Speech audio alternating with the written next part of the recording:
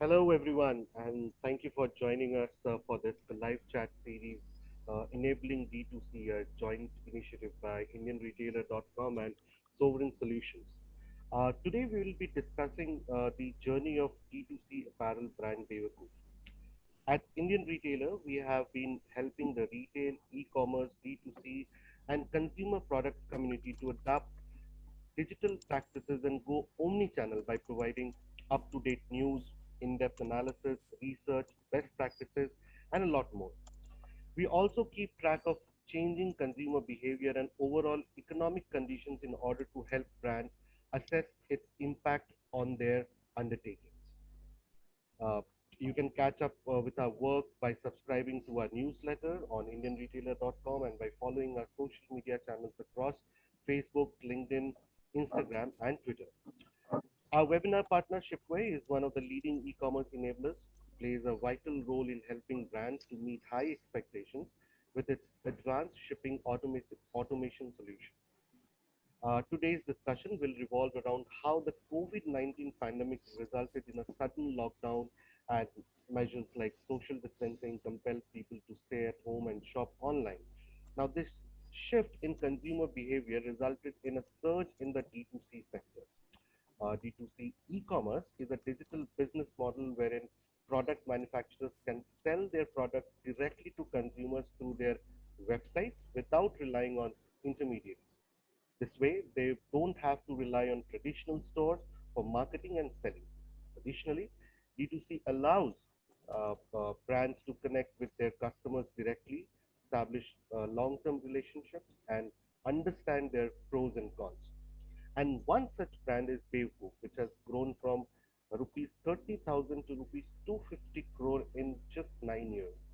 The brand uses technology to disrupt the entire process of brand creation and management from design, manufacturing, sourcing, supply chain, refill, inventory management, warehousing, distribution, demand creation, and establishing emotional quotient with the digitally native hyper-consuming Indian.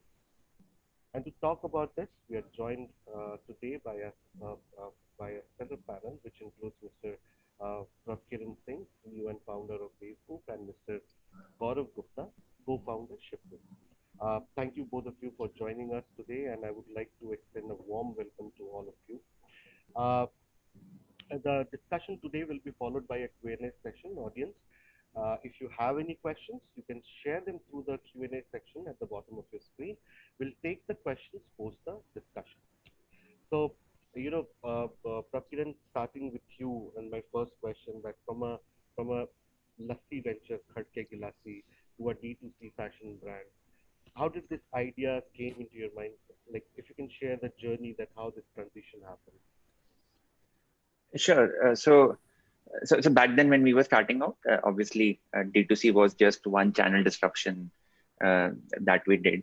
But thinking about Bewakoof, what we wanted to build, there were two, three things that came together.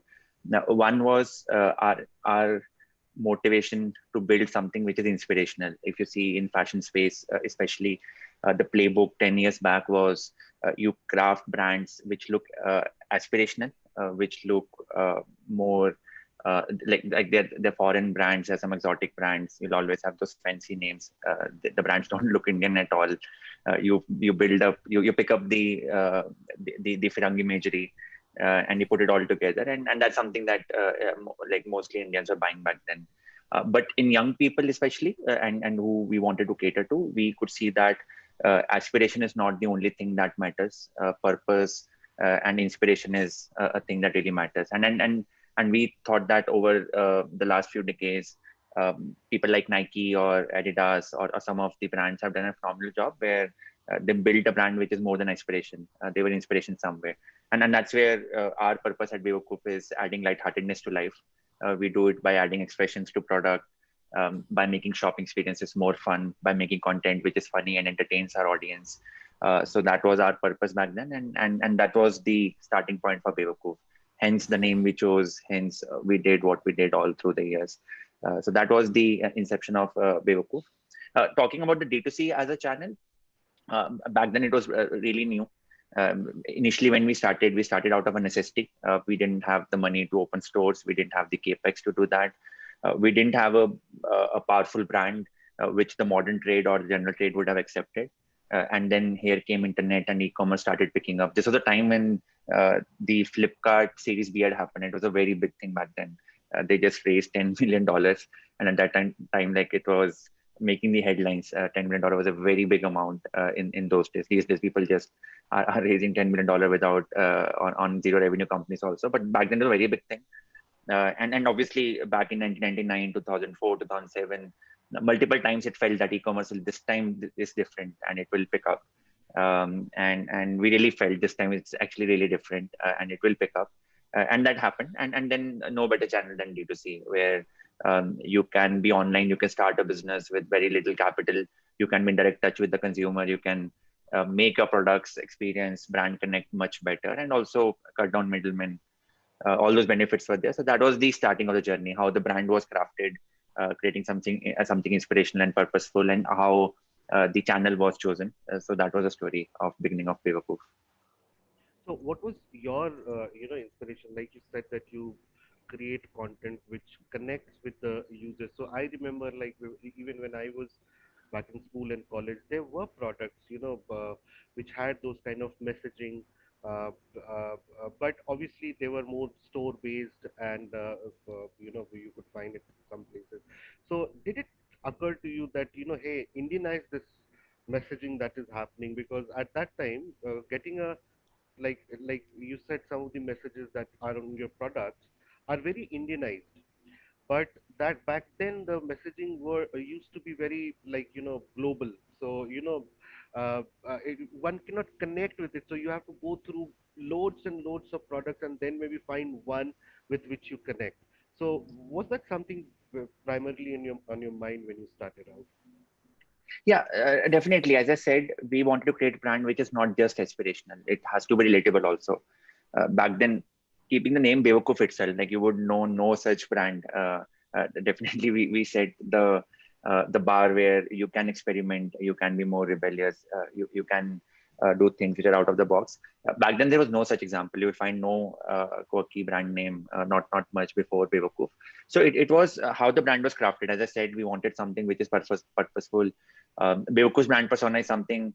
If let's say every brand has a persona. If Nike is your coach, then Bewakoof is your friend.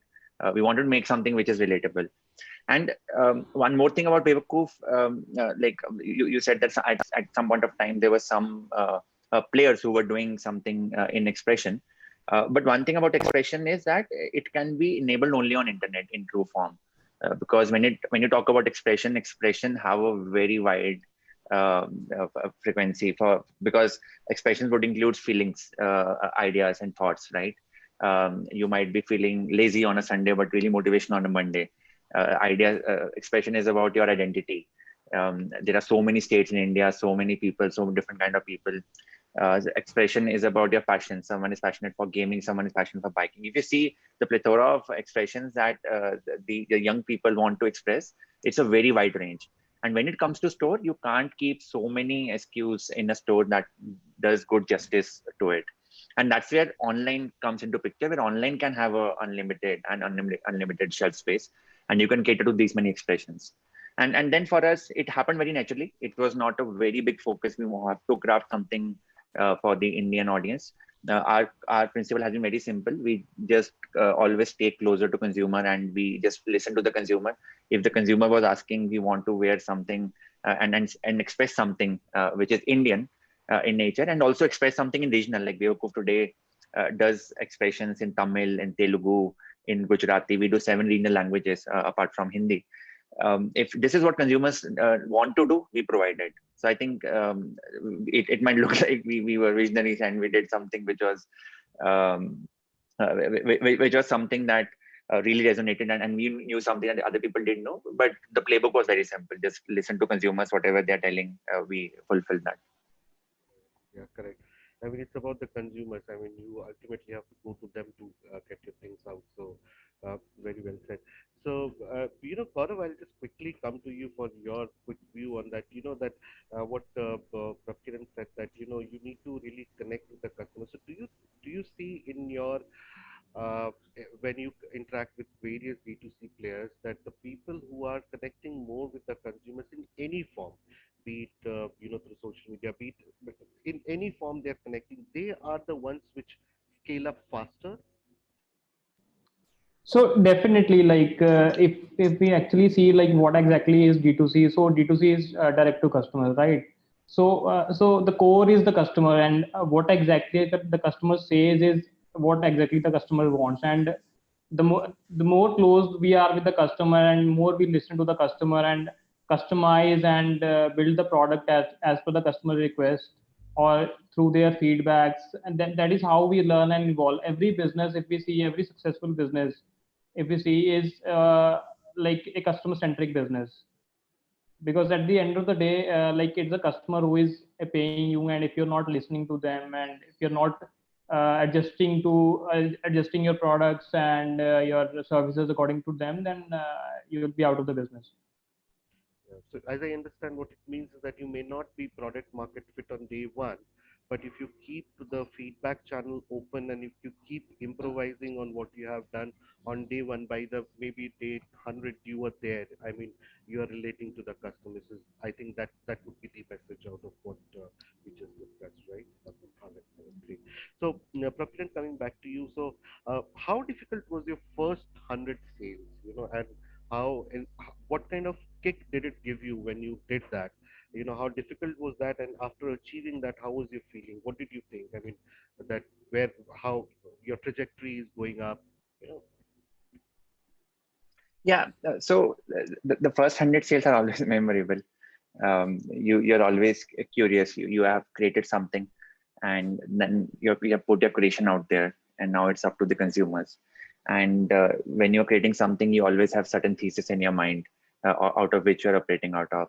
So I think obviously there's a joy of the first few sales that happen, but then the entire learning that starts to happen because of the feedback loop. You put out something, and then people are buying or people are not buying for certain reasons, and the moment that feedback starts coming in, and you start listening to your consumers, I think that's where the entire joy of learning happens, and the process begins.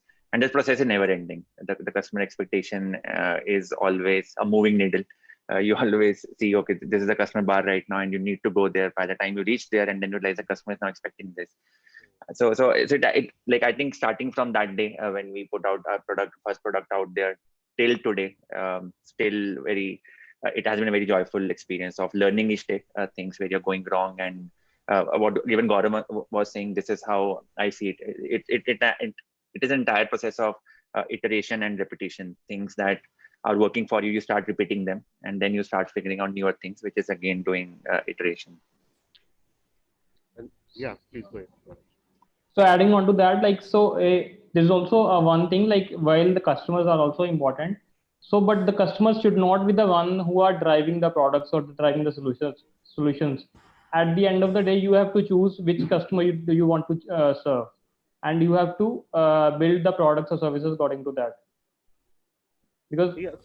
So how do you do that? I mean, customer is a customer for you, right? So do you profile them? How do you understand that, okay, these are my, this is my wheat and this is my chaff. How do you do that?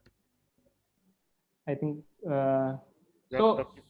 So yeah, for us, like it has to be aligned with the goal, like that we have, or the vision that we have. Like what we want to be the ultimate full stack solutions to for the e-commerce D2C players, right? So it has to be aligned with the vision that we have. No matter how big the customer is, you cannot build something which is out of the box for you. Prabkiran, what do you say?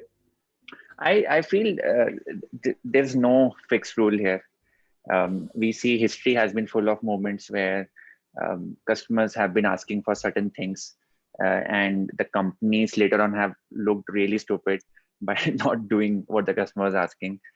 And it is also a mix of those moments where even the customer didn't know what they want, and then someone had to show to them, okay, this is how the experience should be. Hmm. Even you didn't know, right? So we have seen both the kind of experiences.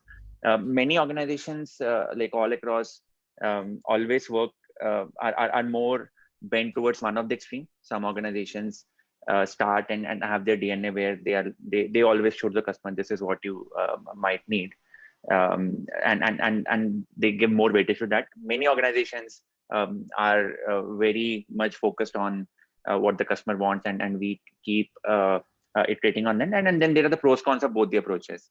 I think at the end you have to balance it out. You have to look at every situation in a different way, and balance it out. There's no fixed But, rule that can but, but, suffice both the situations. but it is the old adage says that the customer does not know what he wants, right? That's the old adage, and you tell them, hey, buddy, you require this, you take this. So that doesn't work anymore in this, especially where I'm asking that does it still work, especially when a time when options are, there are thousands of options, like for even for clothing, for anything, footwear or anything. You go online and you have plethora of options. So I don't know if customers still need to be told that you need this, or you should be having this. Now, again, going back to, I don't think there's any fixed rule. Um, so you can think about it this way: how innovations have happened over time, right? There is an entire concept of local maxima and global maxima, right? What customer needs, and if the customer is telling and you're listening to it, you'll always end up achieving a local maxima, Hmm. right? Like the classic example of the customer does not know what they want is, people say that if in 1800s, if you had asked anyone what do you want, they would have said faster horses, Hmm. right? And they were right all along in the beginning of the 18th century. But towards the end of the 18th century, when the disruption was due, people should have been asking for cars, which some inventor had to invent it and then put it out there.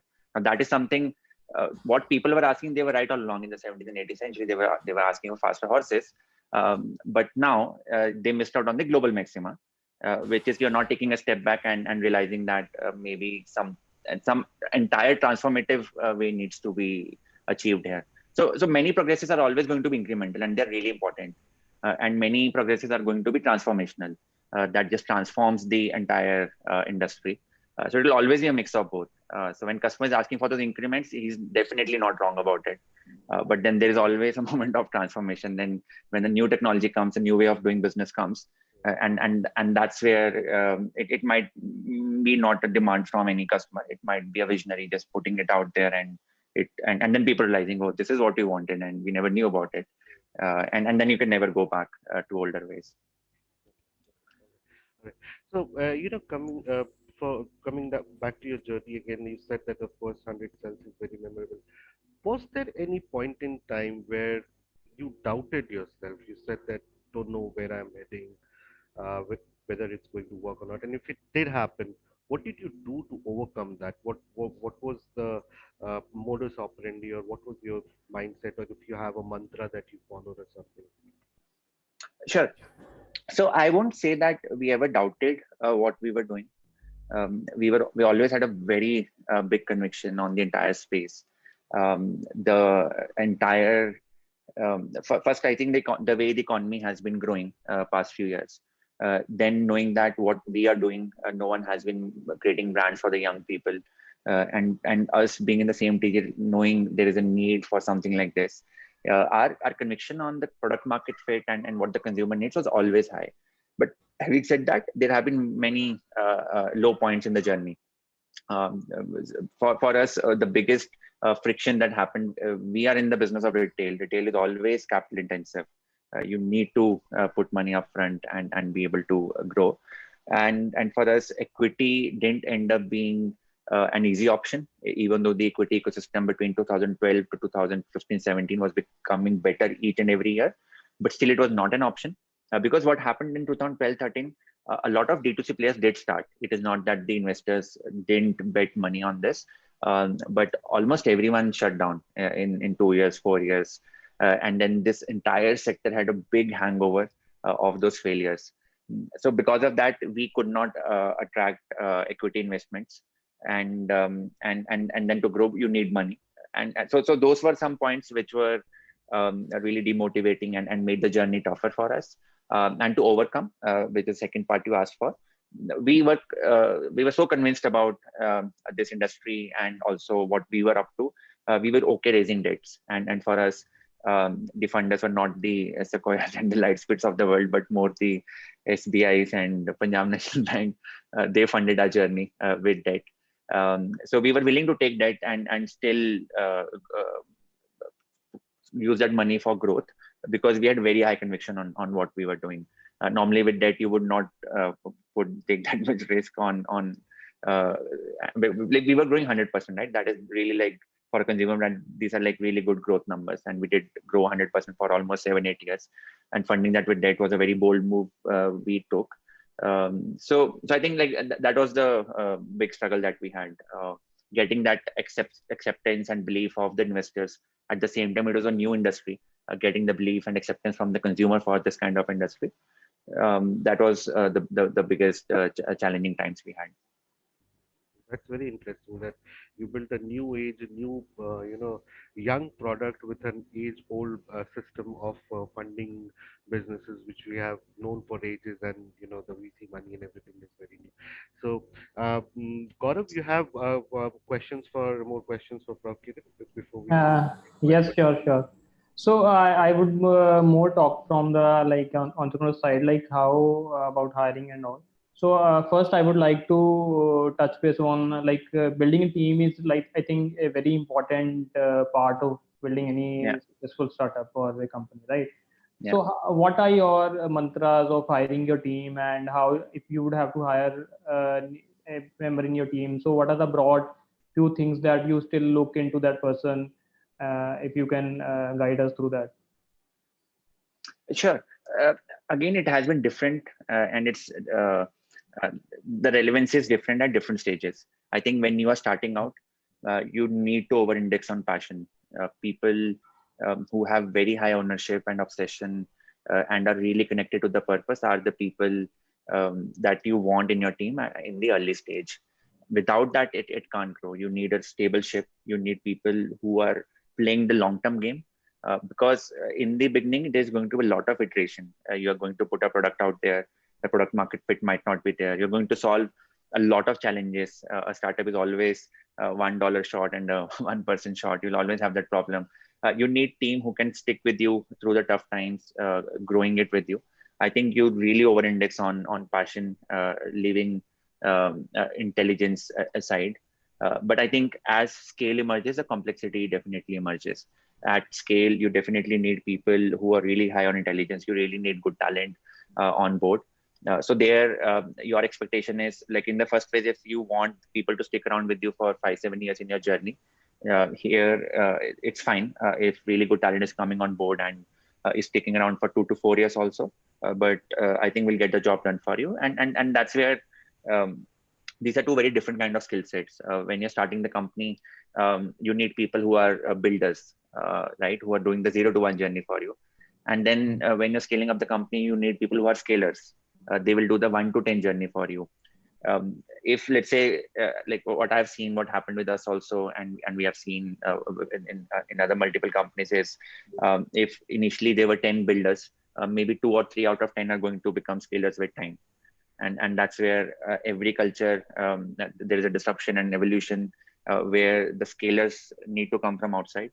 When you plan to scale up, not each one of your builder is going to become a scaler. So I think that has been our philosophy on talent. Even we learned some of the lessons really hard. Even we learned some of the lessons late. But this is like, if I had to do it again, I think this is the way to go about it. Over indexing on ownership and the building skill set. And once you cross a certain stage, that's where you need scalers on the job. And it doesn't mean that like you are now taking the builders out of the organization. The builders will always remain your innovation machinery. So you always put the new people, the scalers, the more experienced folks onto work that you just need to scale up. That's a proven playbook. But as you grow big, you need new initiatives, which is going to give you the next set of growth. So no market in the talent is going to come and solve for that. That has to be solved Correct. internally. So I think that's what you do. You start with certain people. A lot of them will be talented and will be capable of scaling up. You put them on scaling, you get new people for scaling, and the other builders that you had, you put them on new initiatives. They are again going to do the product market fit for you.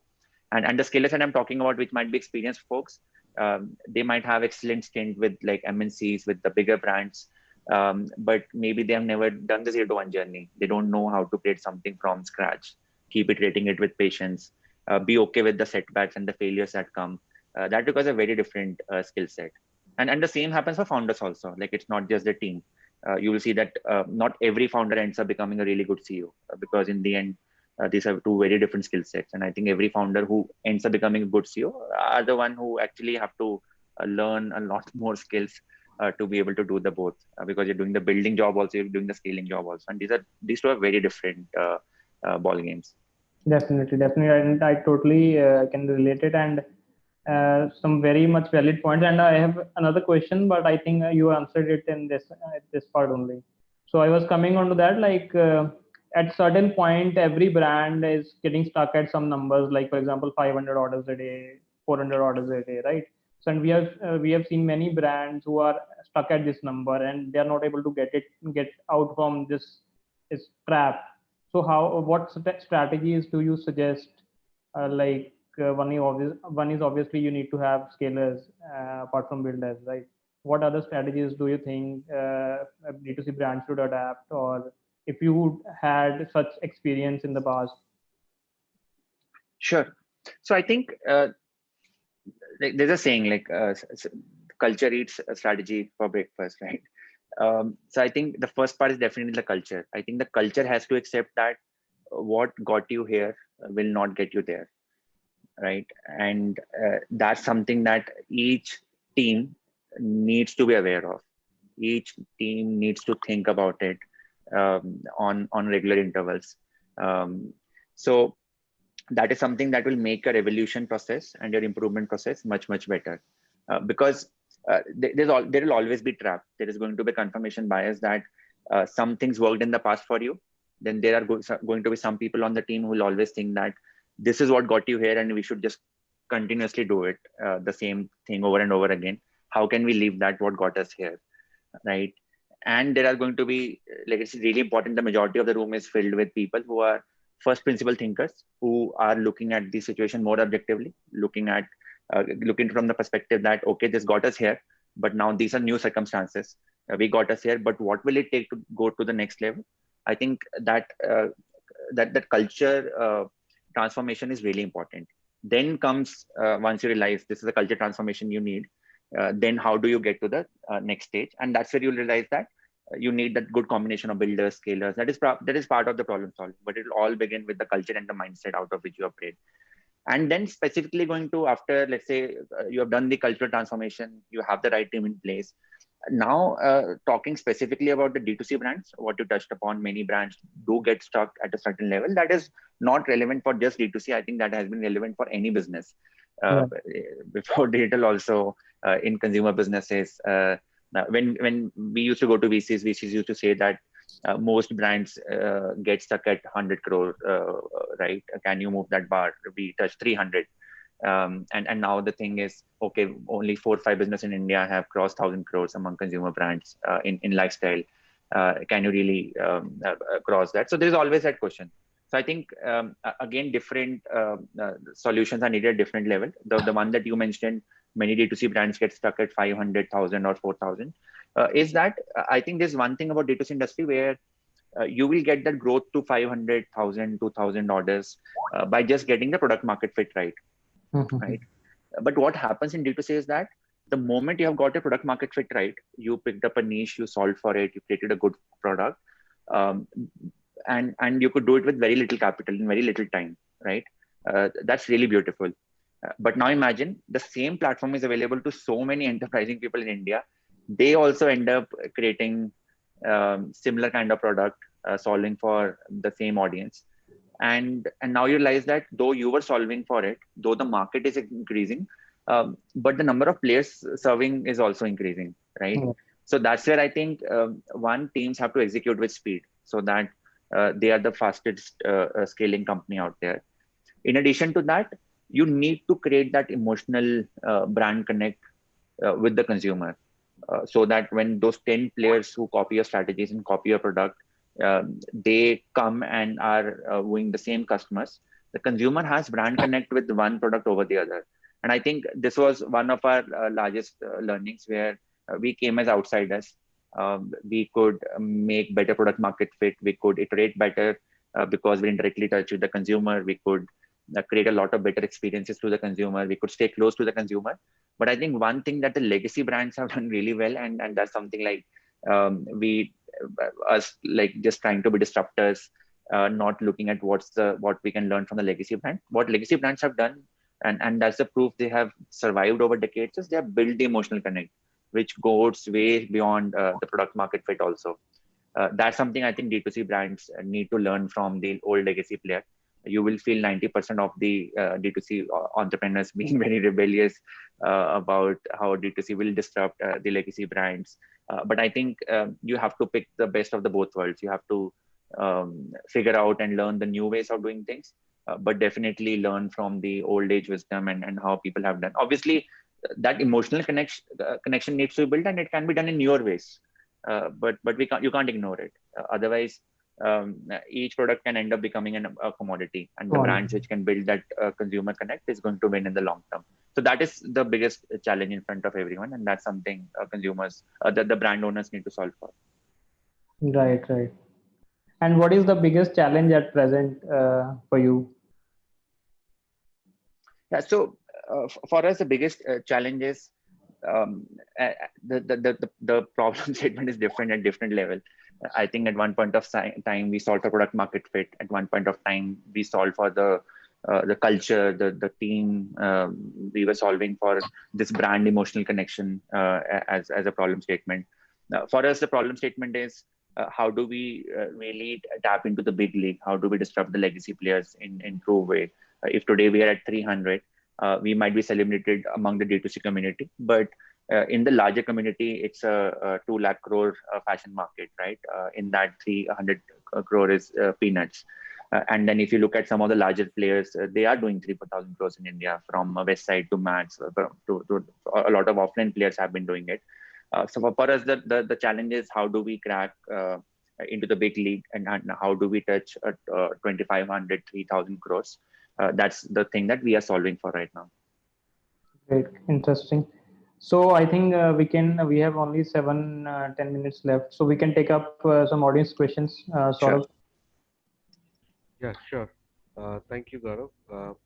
So we have some really interesting questions which we have. So there is a question that how do you see the brand going in another 5 years from now, and do you have plans to open brick and mortar stores?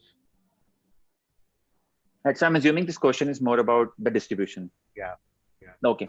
So till last year, we were only selling on the Bewakoof portal, and that was our only channel. And this year, we have started distribution on all the online marketplaces. We have plans to do international marketplaces also in Middle East, in Southeast Asia. We are starting with that. So this year, our focus is a lot on digital distribution. So right now, we have not decided, especially with COVID around the corner and waves coming, surprisingly shocking everyone. So we are not really thinking about offline right now, but maybe a year, 2 year, once things stabilize with the pandemic, we might think about it. So there's another question, which is, do you think in coming times, Bewakoof as a brand can cater to the global markets as well? We think so, but I think it will require a very specialized approach. Do you have a strategy and plan for that? We are thinking about it right now, and the way, as I said, we really try to get the pulse of what people want to express, right? That becomes a very specialized work, knowing the customer pulse and getting it at the fastest speed in those expression onto the merchandise. It requires a lot of specialization. So once we expand, I think it will require a tailored approach for each different country.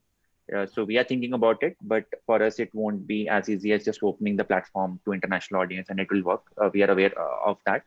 And that's where our strength also lies. Once you do that specialized work, it's very difficult for any competitor to really copy your strategies and execute it, because it requires a lot of detailing and depth on supply chain to be able to do it. So we will do it, but it mostly would be one country at a time. Mm. But just to, this is not a question from the audience, but, won't it be easier for you? Like you said that, you personalize, you relate to the emotions of the people, and then you do. So even if you have done in 7 languages in India, you said, these are 7 countries probably in themselves Yeah. in which you have catered, you have already done that. So maybe that experience can be, leveraged and to be done like a smaller countries. I mean, isn't it so? Yeah. We have to do it that way only. And that's what I said. Like, we'll have to do it one country at a time. It won't be just opening the platform to 180 countries and it will work. So we'll have to figure that out. And I think the first 2-3 countries is going to be the tougher job, uh, because right now it's easier. Let's say if you want to do Telugu, you can get a designer, you can get a copywriting team who knows the pulse of the country, who knows what's happening, and be able to do it. But for us, going international would mean tapping into the international talent, and we'll be doing it first time. I think just a matter of time. Maybe in a year we'll learn it. After that, it'll become a standard playbook, and we can roll out many countries in one go. Have you zeroed in on any country or any region that you would go first? We feel Middle East is going to be very interesting, with a lot of Indian audience. The density is really high in those countries. I think that mostly would be the first ones. Okay. All right. Great.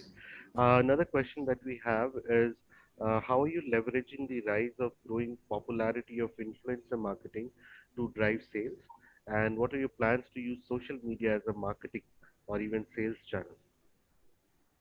Yeah. So for us, our learning has been definitely influencers are mini celebrities and are very crucial in building brand.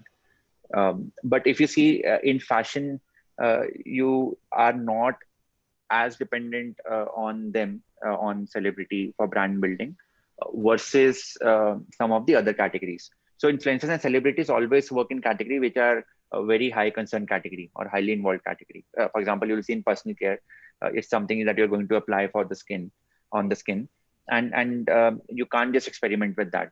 You need some peers or someone you look up to recommend it to you. That might not be the case in fashion. So definitely we'll tap into that. But honestly, in the fashion industry, it's not as important what we are seeing it happening in other industries. Out of curiosity, I'll just ask you one question. Have you ever gotten in request? So see, we are of all sizes. People are of all sizes. Do you make uh, stuff which are standard sizes? Have you ever got any like anecdote, if you can share that you got a peculiar request that hey, look, I need something bigger, I want my sleeves bigger, or I want the shoulders bigger, or something to be customized, and did you do it? Because as you said, that customer feedback is something that you need to look into. Yeah. So Bewakoof as a brand has always been inclusive. In terms of sizes also, we try to cater to all sizes. For us, plus size is a fast growing segment and has been a focus area for the brand. For us, it's a brand for all genders. We have almost equal split of sales across men, women, and then we did a pride collection also for the LGBTQ plus community. So definitely things which the legacy brands have not been catering to remains a focus area for us. Definitely the things which internet can enable were never enabled before. For example, expressions and catering to such niches. That's something that we are always looking forward to cater to. So, just adding on to that question, do you think it's easier for younger brands to do that pivot and become inclusive, because legacy brands come with a baggage, they come with a kind of an image that they've built over the years. Do you think it's easier for the younger brands? I think it's easier for both, or because obviously legacy brands are coming with some baggage, but then they're also coming with a lot of resources. So if they want, they can always innovate and keep up with the times. And obviously, it's not easy for the younger brands because you're always short on resources. So I think it's easier for both, but it just comes down to how desperately you need it. Right. Obviously, the younger brands need to grow. They want to prove themselves and are here for disruption and newer ways of doing things. Um, so, so here's like how I usually put it: like the number of people who are like true owners of the brand is, let's say, a team of 20 people, or you are running a young brand, a new brand, and then people who are really like true owners of a brand in a larger brand also. There also you'll have 20 people only.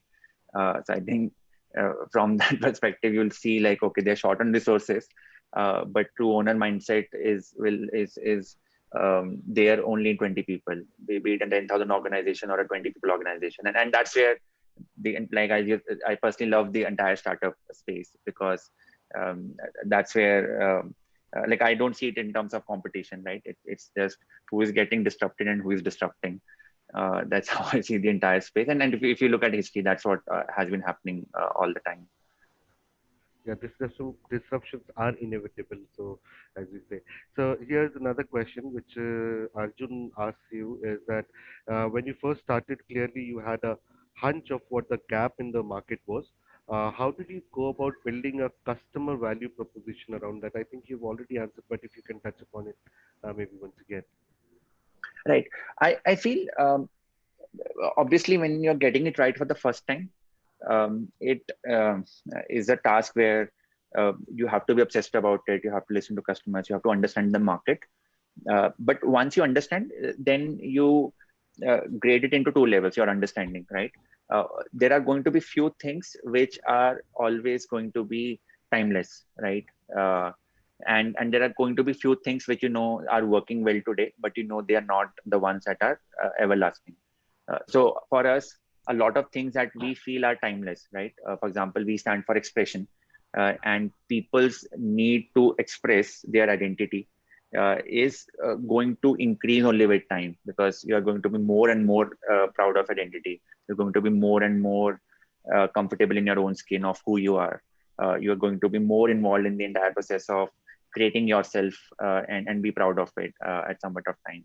So you will see world has increasingly been moving towards people having unique identities and being proud of it and want to express it also. For us, this is a timeless thing, right? Apart from that, anything working in fashion, in lifestyle, one trend will go, something else will come tomorrow. That will keep on happening. I think so we have like just bifurcated learning into two pieces. What are the things which are going to be true 10 years later also? Let's just stick to that. Let's stand for that. That is a brand ethos. But what are things that are going to be here and now but will go away? That's a continuous process that we keep running on, and it will always be a continuous treadmill. You have to keep up with the pace, but you have to like set the guardrails for yourself. Like, what do you stand for in front of consumers? Because if you're not fixing the first piece, then you never stand for anything. And that's what I was saying. You need to build that brand promise, that brand positioning, a strong emotional quotient with the consumers, because you need to stand for something. So that becomes your values. Like, you can have strong values, but your personality can keep on changing with time. As humans also, we do the same, right? Maybe the kind of characteristic I might have, they might remain the same, but today I might be an entrepreneur, but 10 years later I might be doing something else in life. There's going to be something that should be constant about you, but definitely then you should be like changing with the changing times. So we are about time, but I think I'll ask one more question before we go. So uh, this question is that when Bewakoof started, what was its main segment for promoting the product? I mean, clearly with limited funds, your options were also limited. I think things have changed since you did, because now Yeah. the methods are. But still, if you can address, that what were the if today someone's starting maybe, and you can say that, hey, you do this, you do, and that will work better. Yeah. So when we started, we over-indexed on social media. If you remember, in 2012-13, this was a time Facebook became a big thing, and Instagram just got acquired by Facebook. A 12-member team was acquired for $1 billion, and it was not even around back then. And then the influencer market even didn't even exist. So any new opportunity that comes, there you're going to get a lot of low-hanging fruits. So there was one question on influencer marketing when the influencer marketing world was new, and it did not exist as an industry. So today, any influencer with 1 million followers, you might end up paying for 50,000, 1 lakh to 2 lakh per post. In those times, we used to pay 200, 500 rupees per post. So that's will always be the benefit of catching up with the latest trend. And I think what worked then is not going to work today, and that is happening. Um, uh, so I think the newer opportunities today is if you are creating a brand, definitely social media is done and proven, is overcrowded. Influencer marketing is really competitive and it has become very expensive. Facebook, Google ads have become very expensive. You need to figure out the new ways of doing business and acquiring your customers. And maybe today the newer ways could be video commerce is really picking up in many pockets. Live shopping is picking up. These are the newer trends. Social commerce as a platform is picking up. It's very interesting, like the way Misho has built as a marketplace for for social commerce resellers. Many brands are picking it up. Bewakoof has also launched. We are taking a position in social commerce and using that channel. So I think there's always a lot of merit in going with what's proven, what's working, but then you won't have any arbitrage or any uh, additional advantages over other players. But so it has to be a mix of doing the basics right, but then figuring out the newer ways of doing things and building brands. And it will keep on evolving. I think earlier brands had to reinvent themselves like every 20 years. Now the cycle is down to just 3 years. Every 3 years, you have to reinvent your ways of doing things. Yeah, right. We have uh, 41 questions in total, which have come Oh, in, but obviously we are short of time. We won't be able yeah. to take all of the questions. But thank you so much, Prabkiran and Gaurav, to join us here today. It was wonderful speaking to both of you. And uh, as I understand that, if you can carve out a niche for yourself, then in D2C especially, and connect with the customers, take their feedback, understand them, and provide products which they really want is a sure shot way of creating a relatively established D2C brand. And then obviously there are many new age tools which can be used to scale them upwards. So thank you so much, everyone. And I also want to thank our audience who've been patient enough to be here till the end to listen to our conversation. We'll see you once again. Thank you, Thank you. everyone. Thank you, Sarah, for inviting. Yeah, thank you.